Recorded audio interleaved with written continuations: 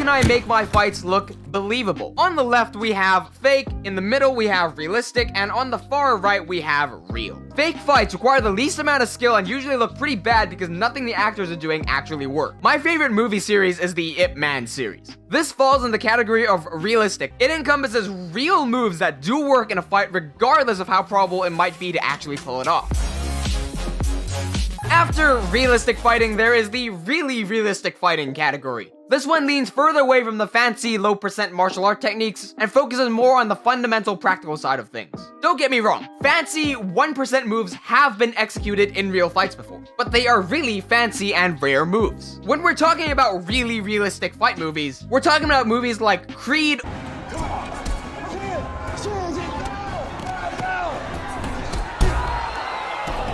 or the less well-known Unbeatable.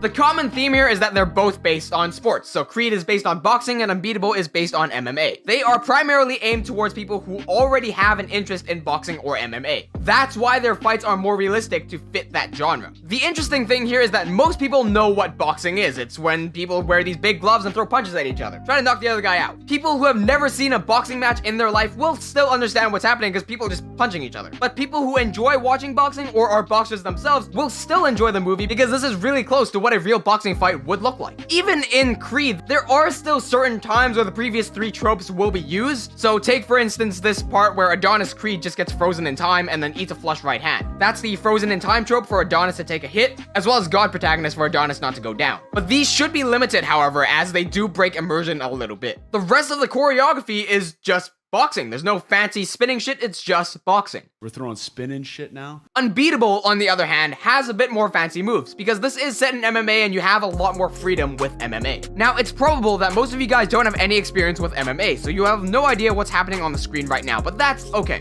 The movie isn't targeted for you anyway. What I want you to take note of, though, is what is universally understood, and that's what I like about this movie. Really realistic movies have a lot of real moves. For instance, this guillotine choke. Chokes and joint locks are part of real fighting and we shouldn't shy away from them. We can universally understand what's going on in this position even if you've never seen a guillotine choke in your life. We know this dude is in some sort of trouble and he's trying to pry his hand off to get his head free. Really realistic fight moves are reserved for fight fans who already kind of know what to look for. There's no point putting a twister in your movie if the average person has never seen a twister in their life. Finally, what's the difference between a really realistic fight and a real fight? Well, real fighting is unchoreographed. This is the stuff you see on real boxing, or for MMA, UFC. The closer your choreography looks to UFC fights, the more realistic it will be. So if you find that you want more realism, watch some more UFC stuff. Study what the guys are doing, what they're thinking, and how they're doing it. Take all of that into consideration if you want your fight to look more realistic. Cool, let's reel it back. At the beginning of the video, I mentioned having a believable fight. So what is believable for optimistic self-defense? The answer is realistic. The elements that make it so are 1. God protagonist because he doesn't immediately get shot. 2nd, dumb enemy because I literally don't fight back at all. And 3rd, frozen in time because I literally don't move at all. The moves that the protagonist here chooses to make are also all realistic martial arts moves. For instance, he never waves or passes the gun in front of himself.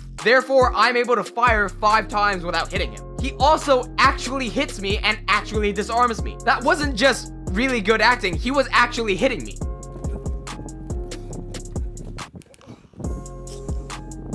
The thing you have to know about selling a fight is that you can't be afraid to hit each other. There are ways to hit each other without dealing or sustaining damage. And that just comes down to training. Of course, safety first. If you have no experience whatsoever, don't hit your friends. Harry and I both have experience hitting people and getting hit. We know what it's like and we have the experience.